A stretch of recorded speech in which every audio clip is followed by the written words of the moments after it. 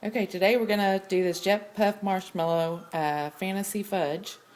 The first thing we have to do is line a 9-inch pan with foil.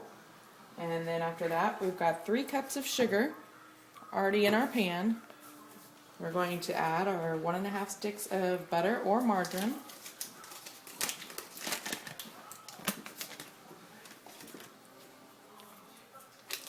And then a 5-ounce can of evaporated milk.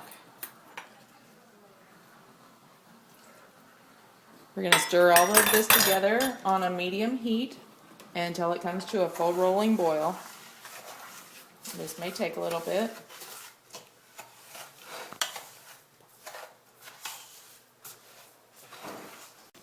Alright, so our candy has been boiling now for about 3.5 minutes. We have to let it boil for 4 minutes.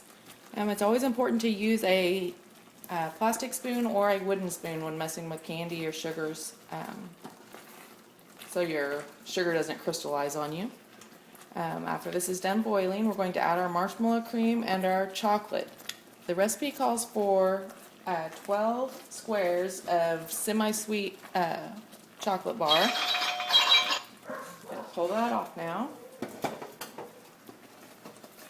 I did not have the chocolate bar, so I went with 12 ounces of chocolate chips.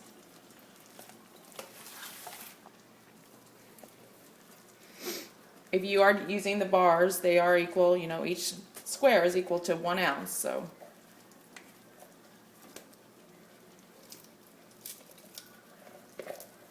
Alright, now it says to stir this together until the marshmallow and the chocolate is all melted.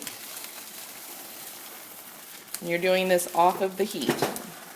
Alright, one thing I do like is with the mini chocolate chips, it does melt rather quickly. So once you've got all of that melted, you're going to add 1 teaspoon of vanilla. And the recipe does also call for 1 cup of chopped walnuts. If you like nuts, you can add those. Those are optional.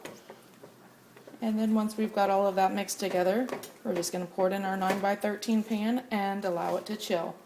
The recipe also does say if you'd like to use a candy thermometer instead of letting it time for 4 minutes, you can cook until 234 degrees on your candy thermometer.